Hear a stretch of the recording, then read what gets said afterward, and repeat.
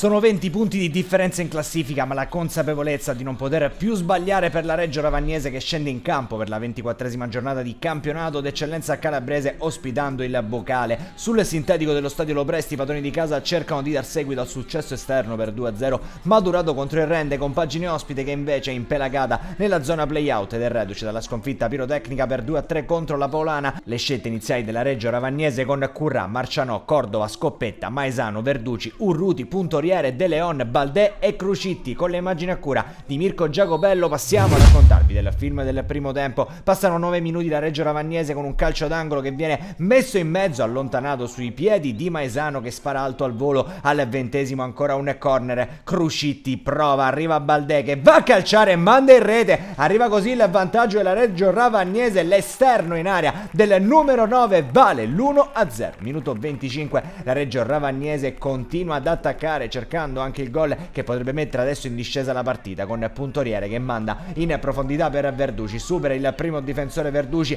avanza Verduci, un compagno si propone, Verduci invece va da solo col sinistro che termina direttamente al lato. Minuto 36, prima occasione degna di nota del Bocale, il mancino dalla distanza di Silipinni, il pallone termina sul fondo. 39esimo, Reggio Ravagnese ancora con i tiri da fermo, calcio d'angolo per Baldè che di testa impenna la conclusione. Finisce così il primo tempo al Lopresti, Reggio Ravagnese in vantaggio sul Bocale grazie al gol al 20esimo di Baldè. C'è un cambio nell'intervallo, entra Ielo per Verduci. 52esimo, punizione di Puntoriere che dopo una deviazione finisce a Ielo ma la spara alta. 55esimo, entra De Marco per Crucitti. 66esimo, la Reggio Ravagnese continua con i cambi, dentro Foti, fuori Baldè. 69esimo, palla messa sul secondo palo da Puntoriere con una magia, Scoppetta di testa la rimette dentro, la rovesciata di Cordova. È un gol bellissimo quello della Reggio Ravagnese, dal lancio di Puntoriere alla deviazione di Scoppetta fino al tentativo acrobatico di Cordova, tutto bellissimo. Minuto 78, entra Laganà, fuori Puntoriere. 84esimo, il Bocale prova a rientrare in partita con il destro da parte di Romano che si stampa sul legno. Minuto 85, ancora il Bocale proprio dal corner che segue, Romano cerca Nania che di testa la manda oltre la traversa. Sostituzione l'ultima nella Reggio Ravagnese, a 4 dalla fine tocca Zuccalà per Marcianò. 91esimo, pallone messo dentro da Lampi per Parra che controlla e calcia la gran chiusura